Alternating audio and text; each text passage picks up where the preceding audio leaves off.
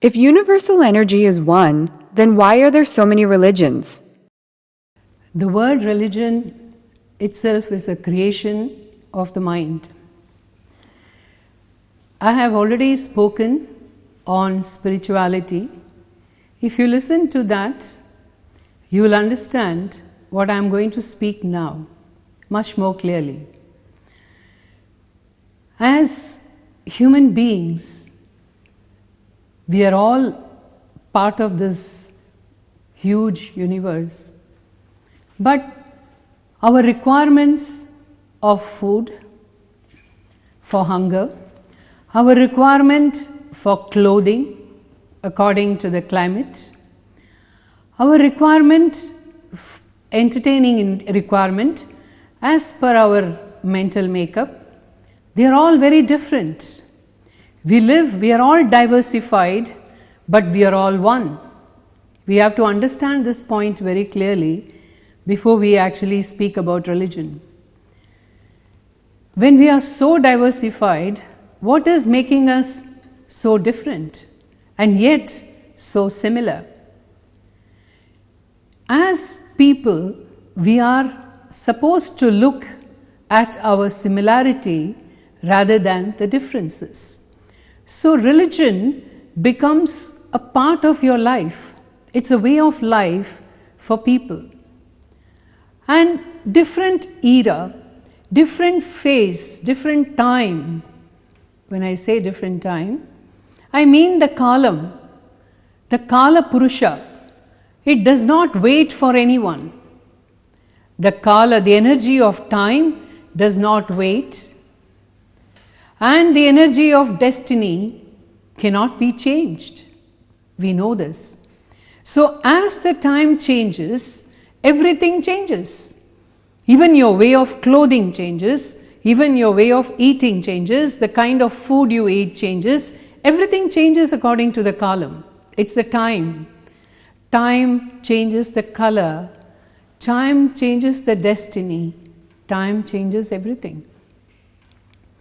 So when I am part of this time on which I have no control, what happens? Each era, the mind of the man changes. His requirements, his demands, his desire, his greed, everything changes.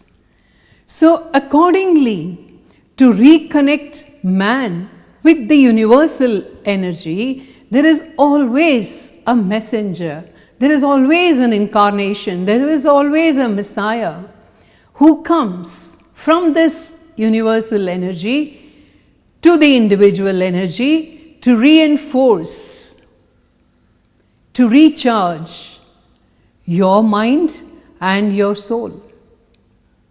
And as each era changes, each Messiah comes with different messages, but yet the goal of the message is the same.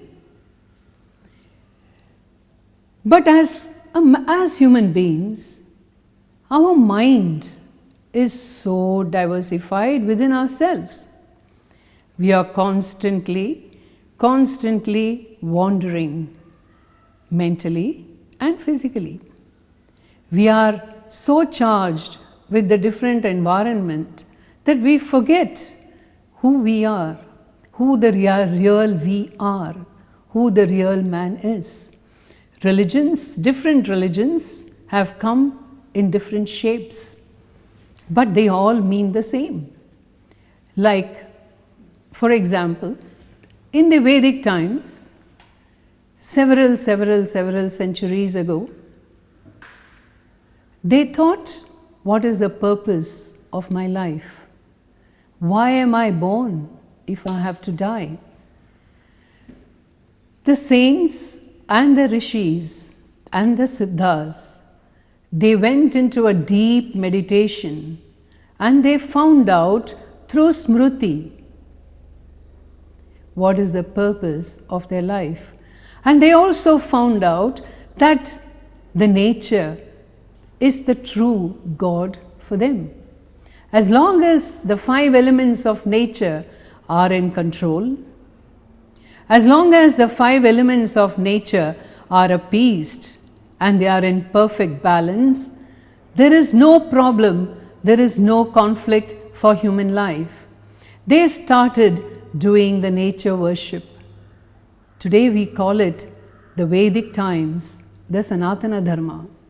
Then comes the other religions, which are very, very relevant to the society, and their goal is also in search of happiness, peace and harmony. Like Moses, when he came and put his stock on the Mount Nebo, what was the purpose? He wanted to unite. He wanted to unite the people together and share their love and harmony. Then came Jesus, the much revered Jesus Christ. In Christianity, what do they say? They say the same thing. The goal is the same, the attainment to the Lord. And Jesus came and professed love. He only spoke about unconditional love to be shared and imparted to the world. And so on and so forth. There are many religions who have come at the time, at the need of the hour. Even if you speak of Adi Shankara, the saint who came in the 6th century BC, what was the purpose? He wanted to profess Vedanta. And what is Vedanta?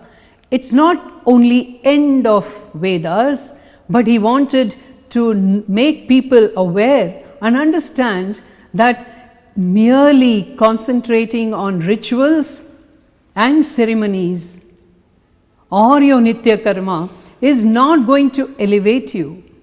It is the total awareness of this universe in relation to you is what is going to elevate you.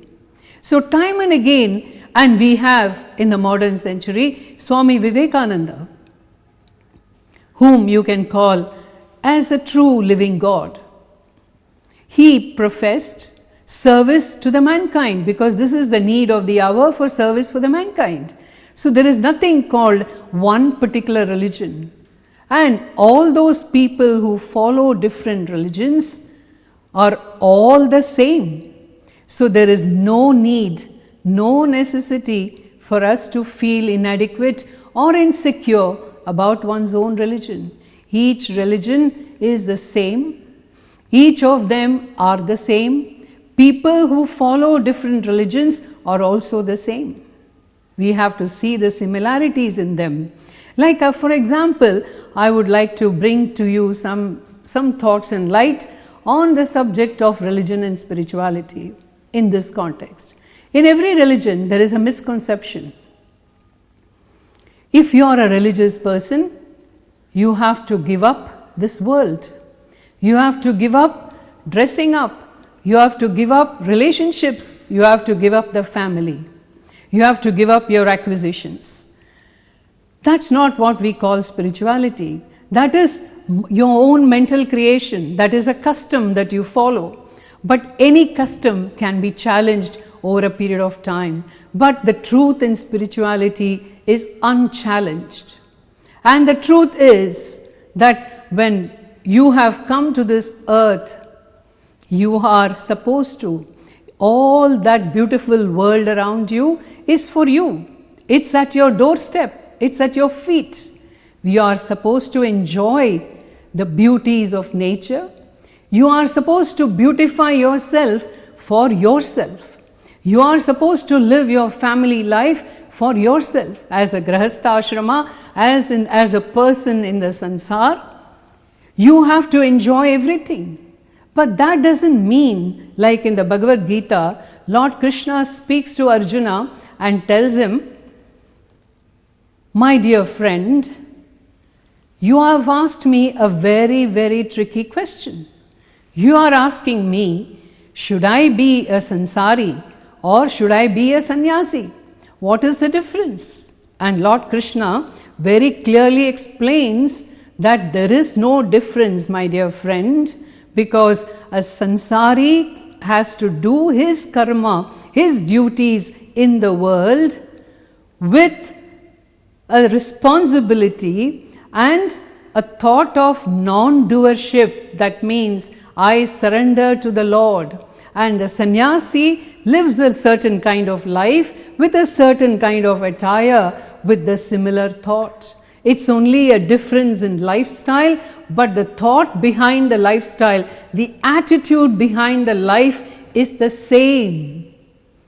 So my dear friends, my dear listeners, please try to understand. This is a very important concept for this modern society. There is so much of confusion in the thing called spirituality and religion, which is what is most important, because you are not going to take this body with you. You are not going to take this mind with you. You are talking about religion. Even in every religion, after death, you are not called by your name. You are called as a body. And in Islamic religion, they put it under the ground and the relatives come and throw mud on you. That is reality for you.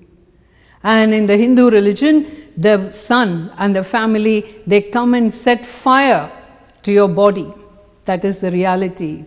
But what are you going to take with you is not this religion. You are not taking anything, but you are only taking your good actions. When you are spiritual by nature, the good actions automatically come. Different ways of worship is individual, as per the guna, as per the nature of the person.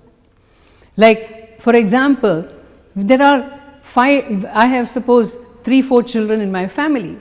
Not all the children are the same. Not all the children can be doctors. Not all the children can be good sportsmen. Each one comes with a skill. Each one comes with a sanskar. We have to make them do what they are good at. And it will go according to the sanskar. Even your way of worship is very close to that. So there is no hard and fast rule. Because I often find in today's world, people running around all over the place, searching for which temple can I go to that can give me what I want. Which temple, which Devi or which God can grant me what I desire. The answer is none of the gods can offer you anything as per your desire. They can only give you what you deserve. So, spirituality is the motto to follow. Spirituality is a path to follow where you first deserve. First you make your actions that will make you get what you deserve. So that is what all the types of worships are welcome. You going to temples, you going to churches, you going to dargahs, you go to your fire temple, you go to your synagogues, all are the same. The reason why they are all the same is that silence of the mind. The silence of the mind is similar to all religions. The silence of the mind alone can take you to the path that you are searching for.